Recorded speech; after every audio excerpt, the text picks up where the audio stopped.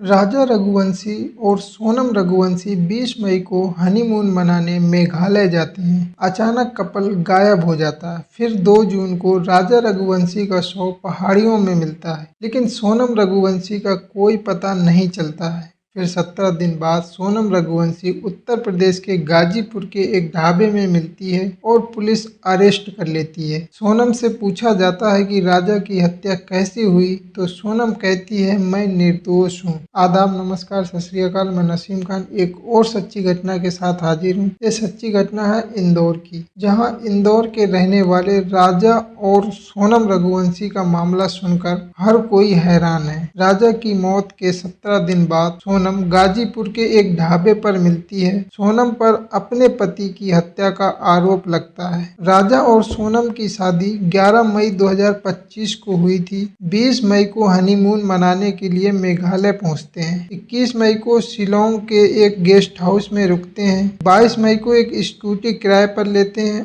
और सोहरा के लिए रवाना हो जाते हैं। नोगरियाट गांव के सिपारा होम स्टे तक जाने के लिए गाइड हायर करते हैं। गाइड उन्हें नोगरियाट तक पहुंचा देता है। 23 मई को सुबह 5:30 बजे चेक आउट हो जाते हैं और 6 बजे निकल जाते हैं। सोनम और राजा ने जिस गाइड को हायर किया था, उसी गाइड ने सोनम और राजा को 23 मई को सुबह 10 बजे सीढ़ियां चढ़ते हुए देखा था। उनके साथ 3 और पुरुष थे और सभी हिंदी में बात कर रहे थे। सोनम पीछे चल रही थी। जब गाइड अल्बर्ट मावना खिपात पहुंचता है, तब उनकी स्कूटी वहां से गायब थी। 24 मई को कपल की स्कूटी सोहरा रिम में मिलती है। 2 जून को सडांग झरने के पास राजा का शव मिलता है। शव के पास पुलिस को शर्ट जो खून से सनी हुई थी, एक चाकू और मोबाइल की टूटी हुई स्क्रीन मिलती है। इसके बाद मामला और गहरा जाता है, क्योंकि सोनम 17 दिन से लापता थी। ऐसा लग रहा था कि मामला अपहरण या तस्करी का है,